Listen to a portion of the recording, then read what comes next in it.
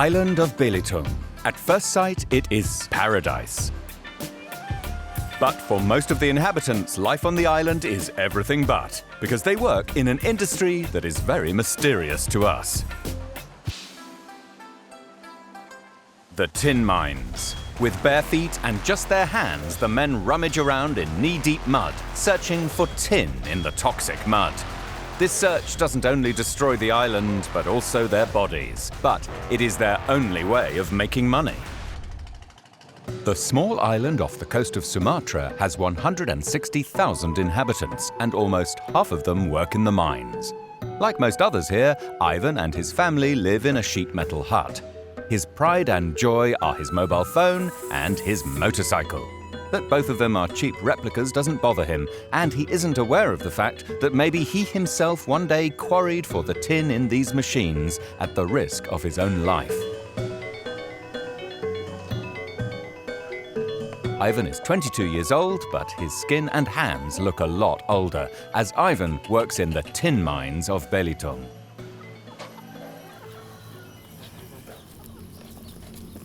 Ginilah kerjaan aku sehari-hari. Tapi saya bersyukur gitu. Sebab gimana ya? Aku menjalani kerjaan tambang tuh lama, udah belasan tahun. Like almost all miners, Ivan is self-employed, but self-employed the Indonesian way. This means that he only gets paid if he finds tin. But he can't decide himself where he wants to dig for it. He has to go to the big tin companies' mines, and even there, he can't just search for the precious metal anywhere he wants. A kind of foreman allocates 3 to 4-man teams to a designated area, and during the course of the day checks whether everyone is really working where they are supposed to. With the help of just water and their bare hands, the workers dig up to 10-meter deep and 30-meter wide holes and search for tin in them.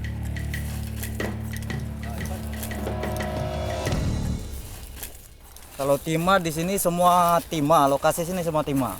Mungkin 15 tahun ke depan akan dibuka tambang timah. This is no surprise, as the demand for tin is ever growing. But for most consumers, where it really comes from is a mystery.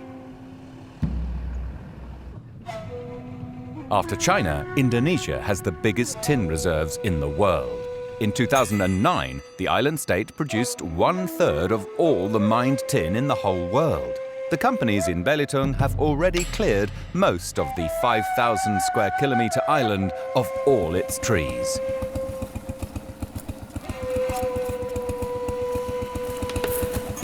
Itulah tempat kerja kami. Di Tanah Kuning itu, disitulah timahnya gitu.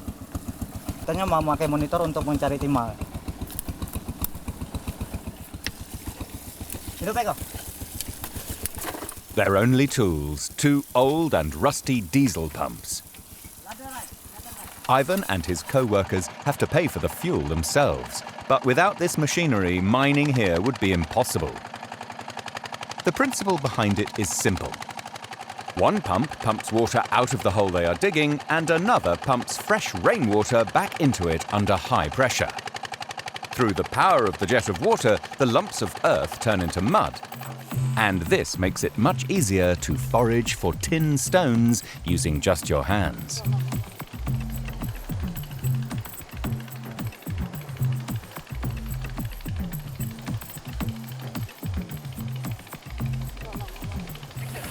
Dengan monitor inilah kami bisa mencari timah gitu. Dengan air ini juga kita bisa melihat adanya timah gitu, Pak. To be completely exact, the men are actually looking for cassiterite, a mineral that tin is made from.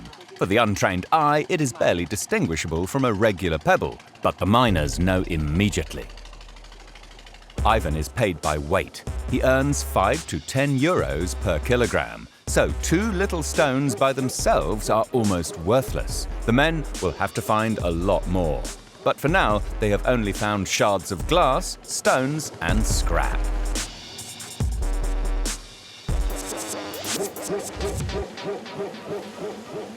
There are no set positions or jobs here. Everyone has to do everything. With their hands, they rummage around in the mud. And the tropical heat doesn't help either. If they don't find anything, they won't get paid. And the search is tedious, as tin stones are rather small and hidden deep in the ground of Belitung. They are often even smaller than a pebble. It is the famous search for the needle in the haystack here. But the men will not give up. Always driven by the dream of hitting the jackpot. Ivan still speaks fondly of a lucky find he once made. Kurang lebih nih. Kamu waktu menyemprot sebesar ini beratnya mencapai 40 lebih. Inexplicable blisters, deformations, and a skin like leather. The list of ailments is long. Ivan is 22 years old, and the average life expectancy for a miner on Belitung is 43. Most die young from cancer or respiratory diseases. But the long-term effects are just one aspect. Another is the acute danger that the miners are constantly faced with. The water loosens the ground around them wherever it can. It seeps into and underwashes the sidewalls that can then collapse.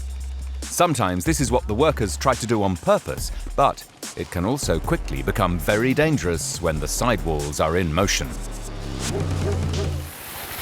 Pekerjaan ini sangat berbahaya, maka dari itu kami bekerja dalam berkelompok. Karena di antara satu kalau ada yang tenggelam kami bisa membantu, saling membantu.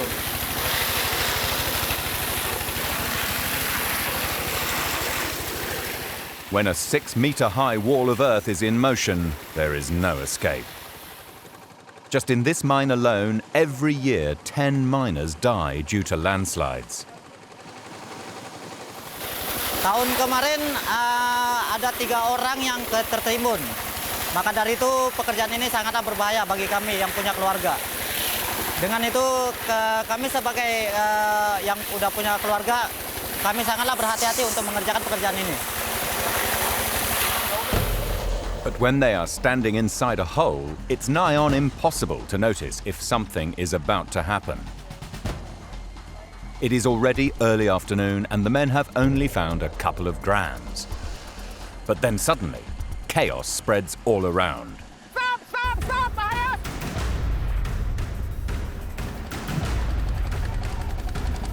Like a shot, everyone drops their primitive tools and begins to run.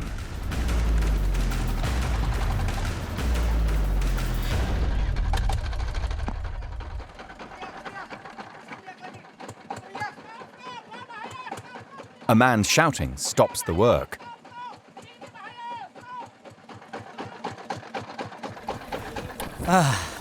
Itu bos saya.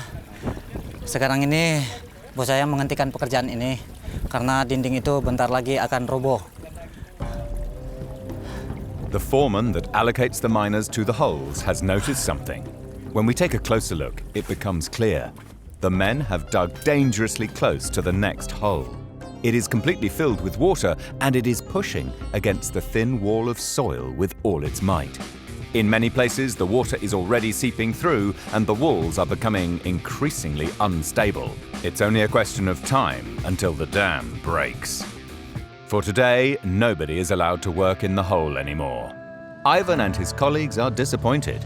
They've only found a couple of grams, far too little to sell.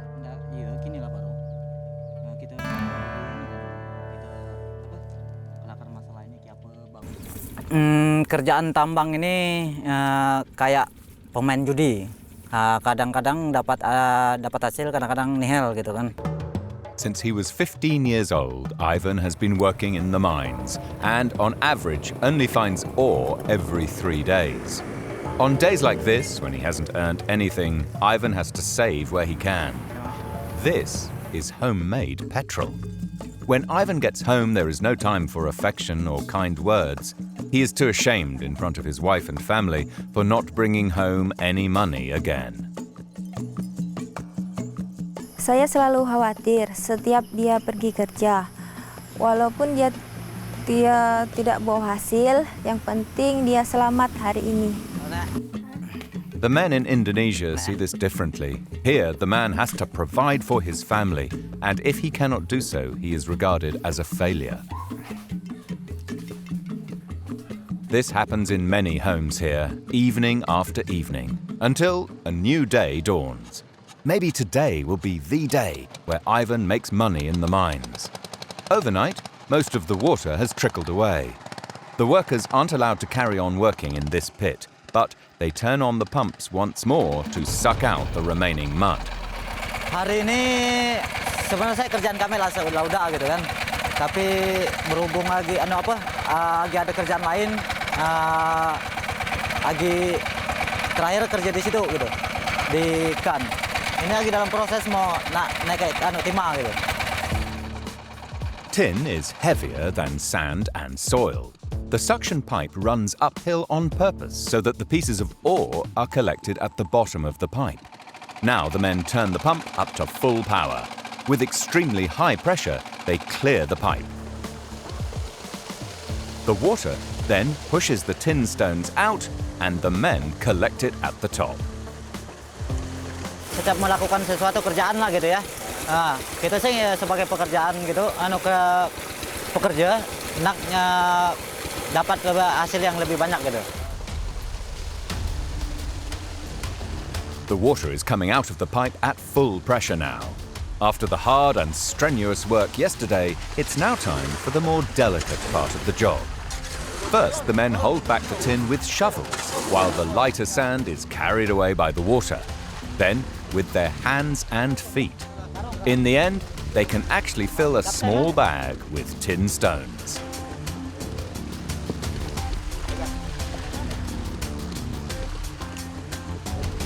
But there is still sand in the tin, and it is impossible to sell it like this. But this is about to change at Ivan's friend's house, because only good quality guarantees a good price. Every grain of sand has to go. An unpleasant and laborious task where every grain counts, as the purity decides the price of the tin and therefore how much the men will earn.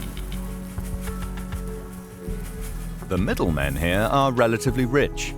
They buy the raw material for a very low price and then sell it to big companies with a huge markup. Ivan is anxious. The bag weighs over 4 kilograms. But how much pure tin is inside? Mudah-mudahan saya naik ke kira-kira bang, saya mau lihat. With the help of scales, water and a calculator, the middleman can exactly determine how much pure tin is in the bag. The better the workers know the middleman, the less they are cheated by them. This is because they are not able to double-check his calculations. Saudara ini OC-nya 72%. Oh iya. Jadi OC kamu bagus. Iya. Makasih, Pak. About €9 per kilogram. That means they almost get €36 for their 4-kilogram bag. This is not only an extremely good wholesale price, but for Indonesian standards, also a lot of money. But the 3 miners have to share the profit, and for 2 days of incredibly hard and life-threatening work, €13 doesn't seem that much in the end after all. But it will be enough for Ivan to feed his family for a couple of days, and also to treat himself to a hot meal. Kayak ngadu nasib gitu kan. Kadang ada dapat, kadang enggak. Tapi hari ini sih aku merasa bersyukur, walaupun penghasilan kurang. Tapi kami kan kawannya lagi dapat belanja untuk makan bersama gitu kan keluarga. The tin mines of Indonesia. We use what is dug out of the ground here every day in our technical appliances. A mysterious place that does have a lot to do with our daily lives after all. Our journey continues to a mysterious place in England. We've caught a plane and are travelling to Manchester. From there, our journey continues for another 2 hours until we reach the small town of Knaresborough with its 15,000 inhabitants. Apparently here we will find a magical spring and a strange wall of rock, which are also the oldest tourist attractions in the country. Our search leads us past a cave which is surrounded by legends. It is said that in this mysterious place, the fortune teller Mother Shipton was born in the 15th century, and allegedly she predicted the big fire in London. At the end of the 104-acre large park, we're meeting Fiona Martin, the owner of the so-called Magic Spring. So I'm looking for the origin of that picture.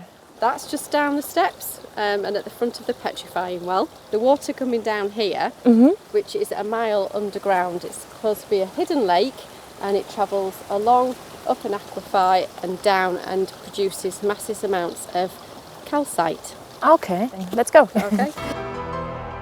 For a long time, the spring was regarded as a mystical place. Many of the locals didn't dare go near it because branches and birds turned to stone there. Ah, so there is it. We've made it. Here we are at the 6,000-year-old spring. In just a few months, all kinds of objects ossify here. In a dripstone cave, this would take centuries. The teddy bear tradition has developed over time. Is it a real lobster? No. Could you tell me something about the tradition to hang teddy bears over there? I wasn't around in 1630 when it was first opened. They used to hang visitors' items up there, and they used to have a tag with a number on so they can relate to whose was whose, but sometimes it does flood and it all collapsed down, and the items were swept away along the river. Even some VIPs have hung up a personal item here. And it is possible to admire the most famous people's fossils in a museum next to the spring, like John Wayne's hat or Queen Mary's shoe, for example. In the past years, many other stars came to the spring too. So what is the most famous thing hanging there? At the minute, it's a cat which was left by a man called Cy Libergot, who was the mission controller. And he took the call, Houston, I think we've got a problem. In theory, the teddies are stalactites. A little memory aid. Stalactites look like drops of water and they hang off the ceiling in dripstone caves. So could we have a look at that bicycle? Yeah, sure. It's really impressive. Got someone stuck in there. Well, this was placed about a year and a half ago because we had the Tour de France that came to Yorkshire, which was a massive deal for England. So the extremely mineral-rich water is the secret to this place. Apart from calcium, magnesium and sodium, the water also contains limestone and iron. And all these are the reason for the turbo-fossilization that takes place here. It will get covered with the water, and then as it drips down, the calcite will remain on the teddy bear, and then over time it will harden. Wow. How long would it take? A good 9 months. The longer you leave it on there, the better. The thicker it will become. Everything that touches the water fossilizes. For the little teddy, the process will take about 3 months. Of course, we too place a teddy in the fossilizing spring. And after just 2 weeks in the magic water, it has almost become a piece for eternity. Our next mysterious place takes us to China. Here in China, there are some very odd holes in the ground. Apparently, they are meant to be houses. We have to find this mysterious place. But the first houses we see are all above ground.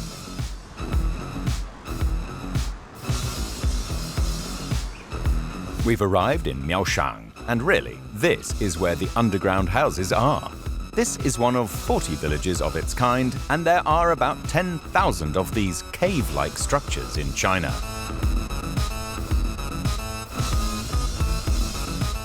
Here, Guan lives with his family. 这是我自己住的地坑园，是在这个大平地上呀，我们花费了3年的时间才挖下去的。我们就住在这个地方，可以给我去看一看，就熟悉过个步儿，够不着。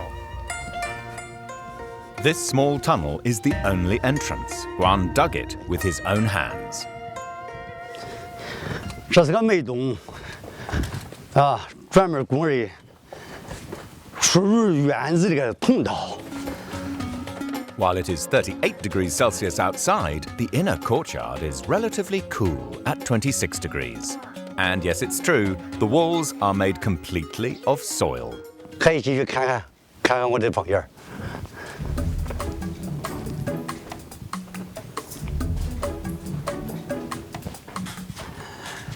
你看这个地方呀，这个房间的摆设，我们长春院上这凡是住在地坑院这摆设呀，是基本上都是这个样子。 The bed made from cement is maybe a little hard, but Guan likes it that way. The only real problem is the television reception, which often isn't great due to the extremely thick walls. The signal, unfortunately, doesn't come via cable. But still, Guan likes it here. 这个我觉得没有这样的感觉，我觉得这还是很好的，天人合一，天或者人合成一体了，所以说人的生活更好，它更接近地气。 His house has 8 rooms and only cost €150 to build.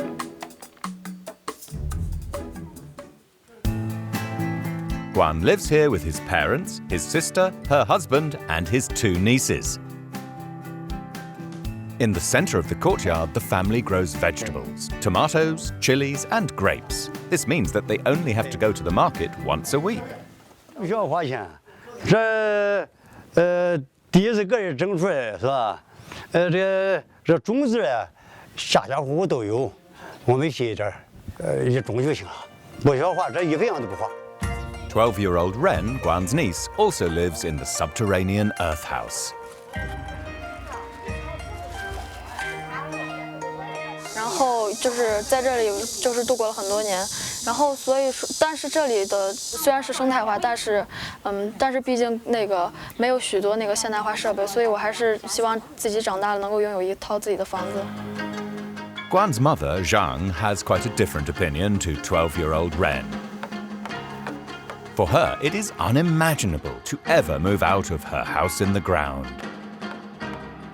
Every day in the kitchen, she cooks in the same way as the people here did 200 years ago, with the help of her ancient stove. It is, like everything here, made of soil too. With an old bellows made of wood, she constantly has to pump air into it. 哎呀，嫂子，做饭了？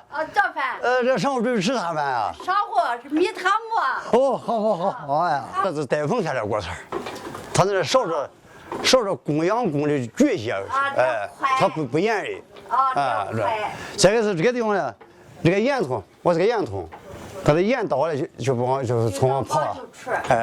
要是没有这个子，它就烟了不得了，因为现在这个就这，因为还是。是黑烟的，对。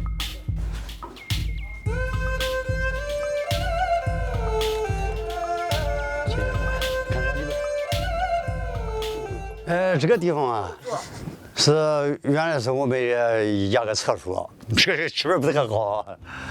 The only use for the room now is storing tools. 这个里边的空气不是很好啊，在这重新转个地方看看。 The new toilet is now located at the surface. 这是我家的厕所。 Altogether, 35 families live in this subterranean village, each of them in their own house, which are all built according to the rules of feng shui. Guan is a professional feng shui master, and he knows exactly where it is possible to build a new earth hole house.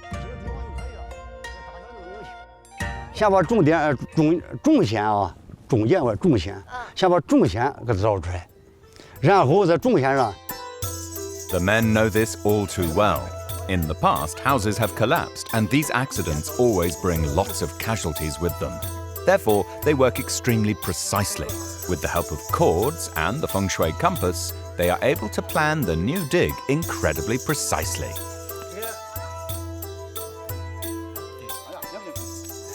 这个地方为啥这个地方是个好地方啊？才有一个原因啊，因为这个地方啊。 With the help of his geomancer compass, Guan measures the energetic quality of the soil on the new property. The alignment of the new structure is incredibly important for feng shui. 为啥呢？它的圆啊，要放下这样这样圆，对不对？这就是这个方框呀，得用上这种形式。东边这是上，属于上方；西边属于下方。所以说上方。 你往东偏，不要往西偏。 But regardless of feng shui, the ravages of time are gnawing away at the houses. Cracks keep appearing in the walls. 那这个窑的本身，你看这个地方就有毛病了。我弄一个什么，弄个棍儿，弄个柜子把它顶起来，上边它就那个它就这个压力就减少了，有个支撑力。不过这个时间也不敢吊得太长，我们很快就会，把它修得好。如果不修得好，整个这上面这一面就下去了，就坍塌了。Because if it rains heavily here, the inhabitants have a big problem. But they try to manage.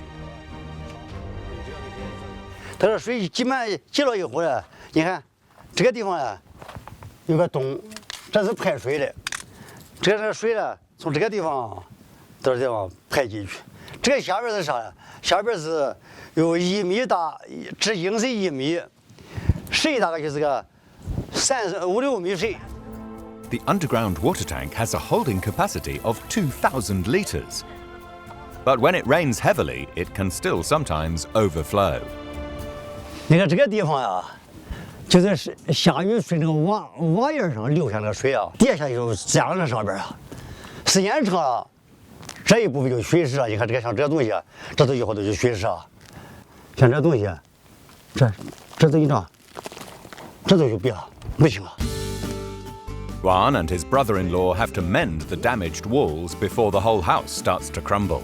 The mixture is easy to make and doesn't cost a penny.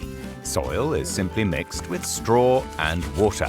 The reason for the straw is that it makes the soil stick to the wall more easily. Normally, the muddy mixture is a fix for about 2 years. But the weather here is getting more and more extreme, and the population have to somehow deal with the consequences. 那当时在那个条件下，就不会想到个地方，没有地方住了嘛。Guan loves his life in his subterranean house, especially when the whole family gathers in the courtyard in the evenings to have dinner together. 所以说这都喜欢住这个房子里边。要是国家这个防疫政策出台了，可能现在是现在抢救保护，每个村可能能保护一点。如果不是国家这个政策是就没有了。 But the Chinese government wants to preserve at least some of the subterranean houses and use them as hotels for adventure-seeking tourists. So in the future, everybody will be able to sleep underground for at least one night. From China, our journey takes us on to India. For some people, it is extremely disgusting, but it's completely normal in India. Spitting, and slowly but surely it is becoming a problem.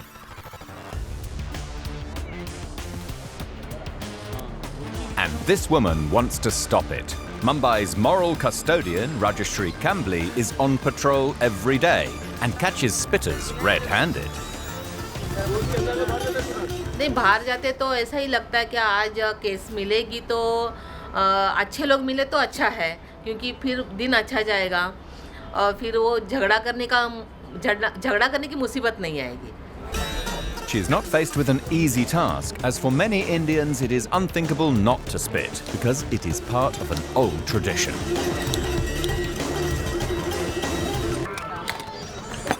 नहीं लगता, अच्छा तो नहीं लगता, लेकिन क्या करें, आदत बनी है तो मजबूर करना.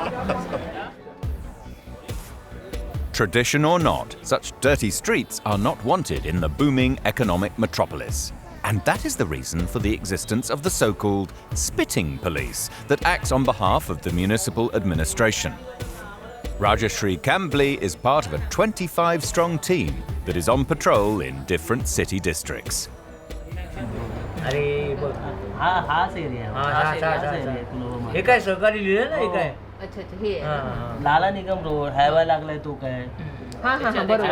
No easy job for a woman.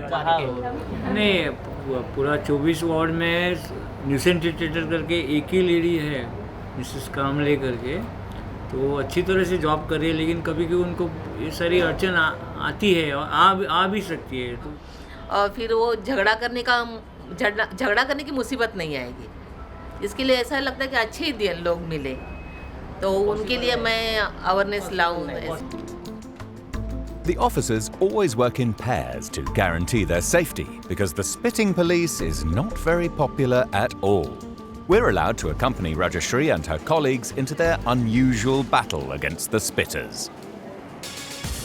And this is where they work, the vast metropolis of Mumbai, which was officially called Bombay until 1996. It is the second largest city in India and the most important seaport of the country. There is a spitting ban in place, but no one adheres to it.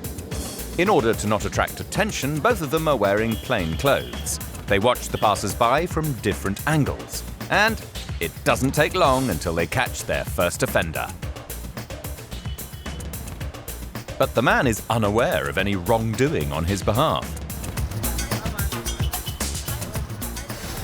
मैं ऐसे बीच में नहीं छुपा किधर हम लोग समझ में आता है कि बीच में कचरा नहीं करने का सब ऐसे बोले इधर करने के इसलिए उसको सबसे अलग रखना चाहिए ना का बात है तो ऐसा चलता है The man has to pay a fine, but says that he doesn't have any money on him.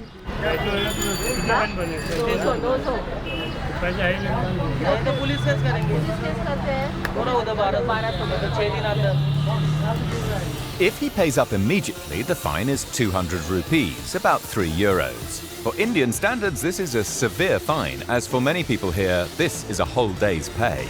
In situations like this, the culprit's moods can sometimes very quickly change.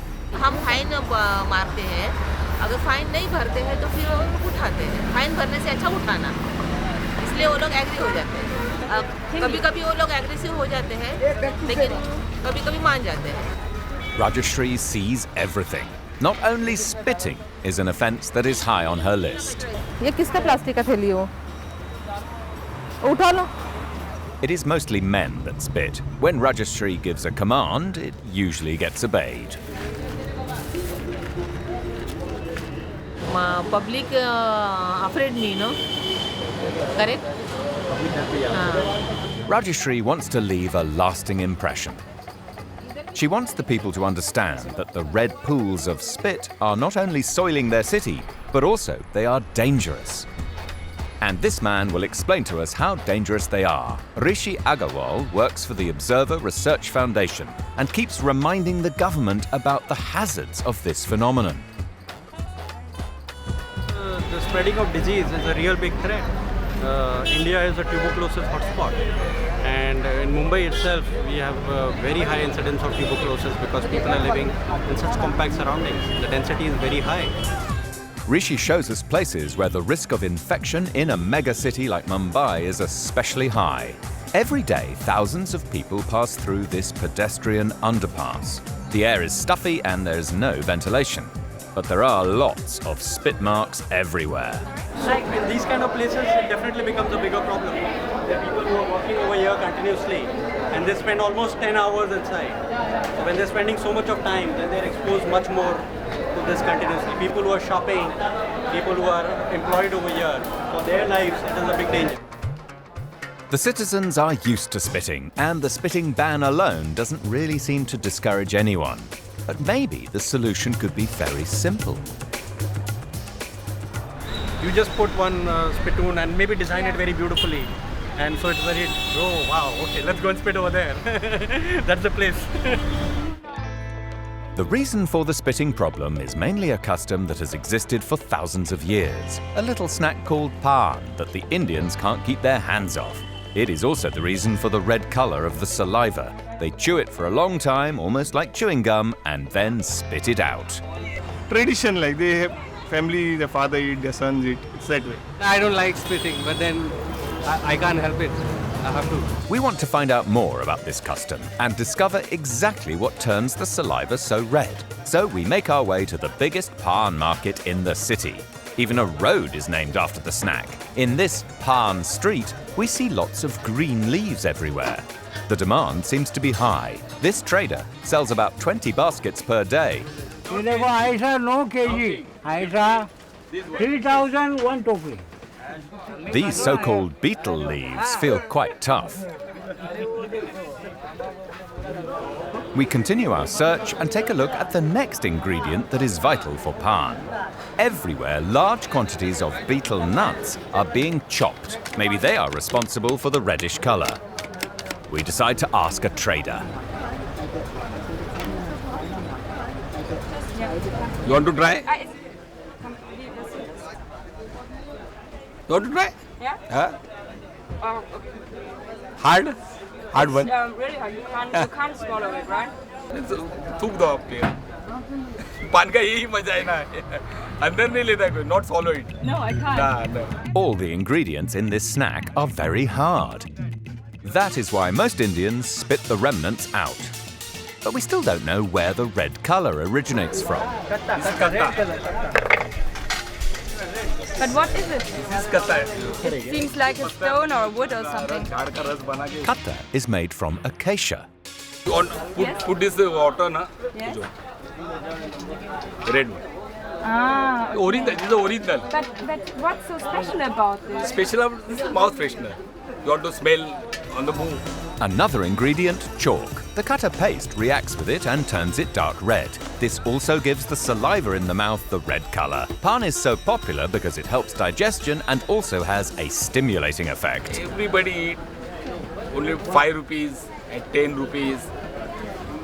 You buy 10 rupees or 5 rupees. Everyone can afford this.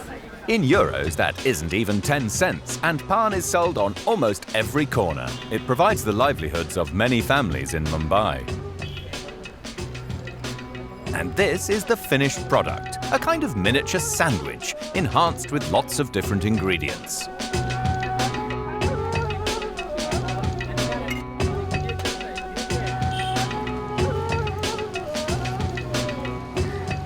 This is a cherry, okay?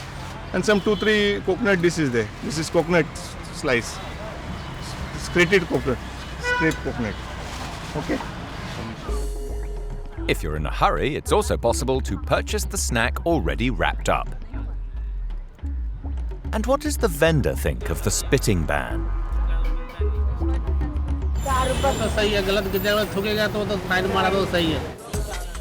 And that is exactly what the people do. And the streets tell the tale. For Municipal Officer Rajashri, every citizen is a potential spitting offender.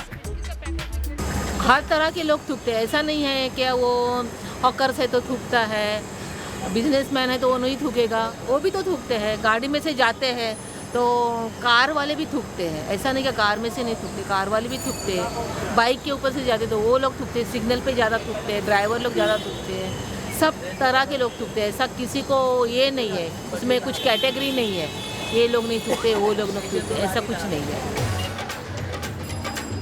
Rajashri's battle against spitting in a mega city such as Mumbai may seem hopeless. But for her, it is all worth it.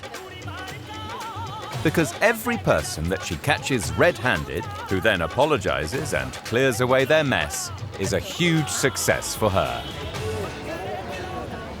हाँ, वैसे तो हम लोग ऐसा ये करते हैं, ऐसा लगता है कभी-कभी, क्योंकि मैंने आज तक कितने जन को ऐसा बोला है, क्या करते हो? Rajashri is convinced that through her work, she can make chaotic Mumbai a little bit cleaner and smarter every day. The search for our next mysterious place takes us to Rio De Janeiro. Probably everyone is familiar with our next mysterious place, Rio De Janeiro, the town where probably the biggest party in the world takes place. The parties in the streets of Rio are back-breaking work for many people, for some even dangerous, and a wild party almost without any rules. The Carnival in Rio already begins in the early hours of the morning. In the small alleys and backyards, like here for example, Alina already starts to prepare for the biggest party of the year in the morning. And that, first of all, means getting into her costume as Little Red Samba Riding Hood. Alina is a real carioca. That is what the inhabitants of Rio are called. And almost all of them transform themselves into their dream character. Escolhi a Chapeuzinho Vermelho por causa da história dela e porque eu inventei uma música, né? Eu modifiquei a música dela, né? Pela estrada fora, eu vou bem sozinha, vou pro Bola Preta para beijar boquinhas. Apart from gleaming colours and a fancy outfit, even Little Red Riding Hood needs to take some very worldly things along, such as a phone, cash and condoms. It is best to carry all of these things as close to the body as possible so that no one who shouldn't can get to them. Ou bandidos, entendeu? Aí eu coloco debaixo do short. Now fully equipped, it's time to head to Rio's city centre. Benção, mãe. Tá, tchau. Alina's mother knows that at the carnival anything can happen and hopes that her daughter will be safe. Alina's destination, the so-called Blocko party. In 1 hour she wants to be there. At the same time, the first visitors who are already there are slowly beginning to warm up. But not everything that looks like a costume really is one. Bumba's outfit is real. He is in charge of cleaning up. But there's always a little bit of time for some partying.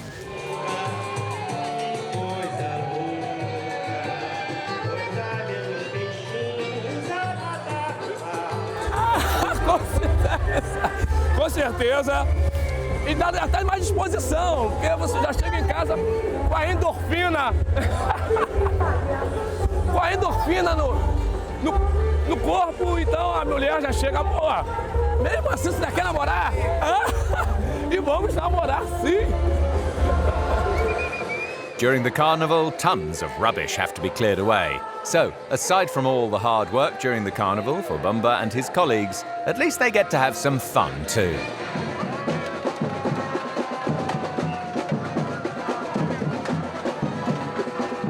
Little Red Riding Hood Alina has almost arrived at the party. Tô subindo, gente, tô subindo agora é a Vera, tá? Já tô subindo. Alina is meeting her friends at the station. Rio's trains are relatively safe, but during the carnival one should always be on the lookout for pickpockets.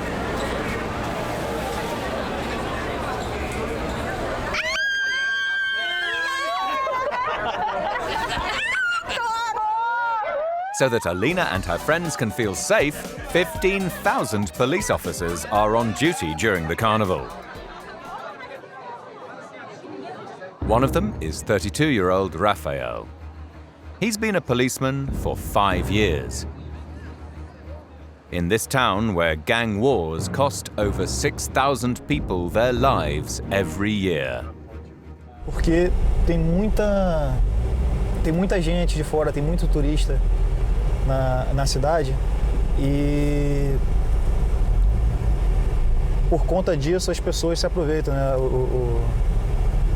Os bandidos se aproveitam do tumulto para furtar coisas pequenas como cordão, seu aparelho celular, principalmente essas coisas, câmeras, principalmente essas coisas.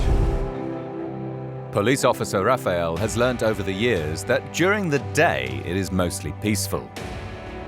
It only gets really dangerous in the evenings when pickpockets and drug dealers begin to roam the streets. For now, it's party time. All in all, there are about 5 million visitors that come for the festivities each year.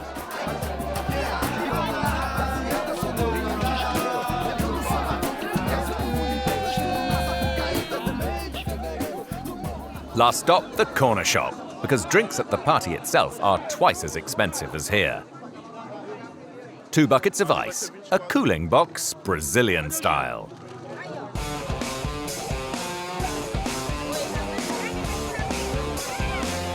Now the group is ready for the party of the year. Time to join the crowd and dance.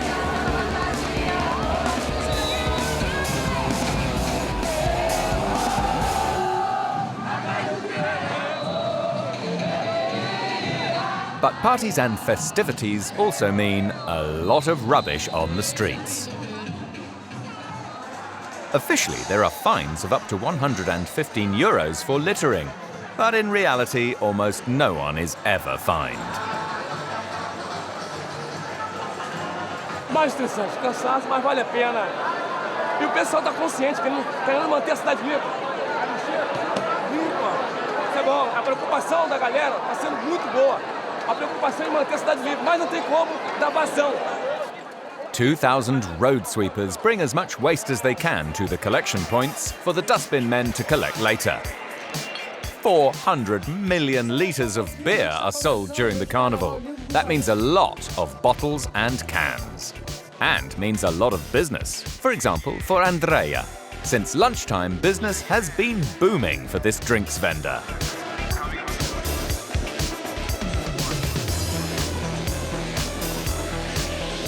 Até umas 6 horas.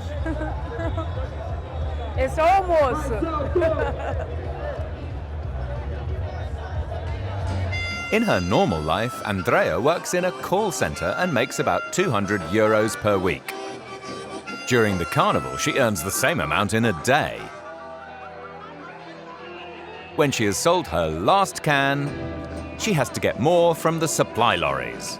But the queue is long. Tem bastante público. Tem bastante gente. Dá para todo mundo tirar o selo.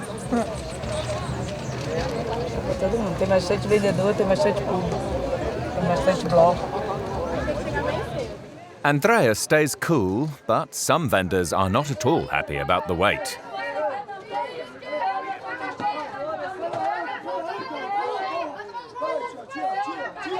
Meanwhile, the street party is really starting to take off.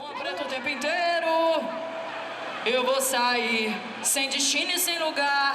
E se ela me ligar, eu vou falar que tô no baile. During the carnival, the overflowing streets and alleys provide perfect opportunities for pickpockets. You have to be very vigilant, as Alina knows.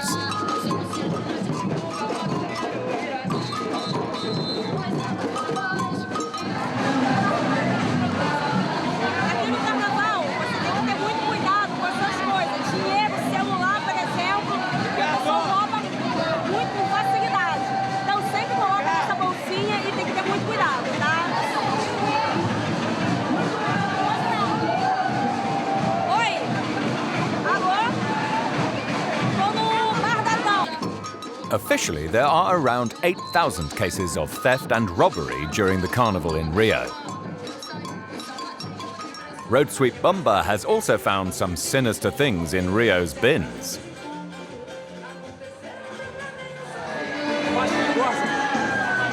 Uma pistola semiautomática, traficante e drogas. Achamos 10 quilos de drogas. 10 quilos de drogas. O traficante teve que nos acompanhar até o próprio lixão para tentar resgatar. Chegando lá, não foi encontrado.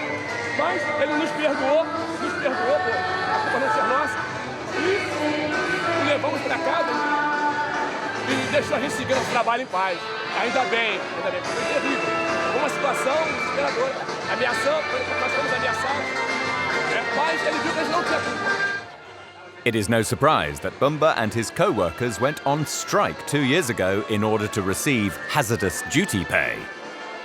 Since then, the road sweepers make 400 instead of 180 euros per month.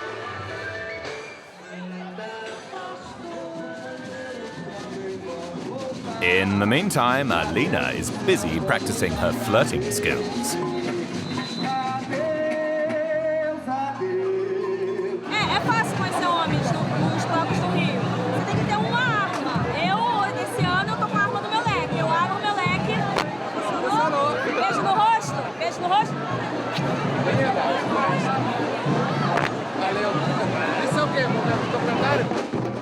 In such a big crowd, it's always easy to meet new people.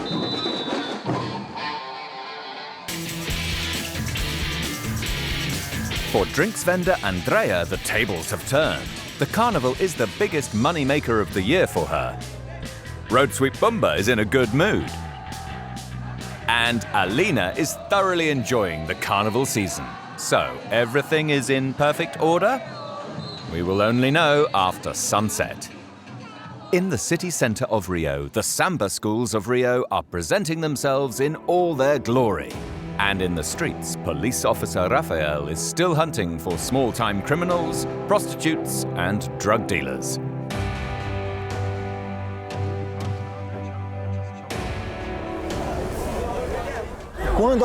Quando só a tonfa não é necessário, no caso, se a pessoa estiver armada, então a gente faz o uso da pistola. E podemos usar também a taser, o gás. They are the white knights of the carnival. Drunk partygoers are the smallest problem here, whereas conflicts between gangs are quite the opposite. But today, everything seems to be calm, on the whole at least.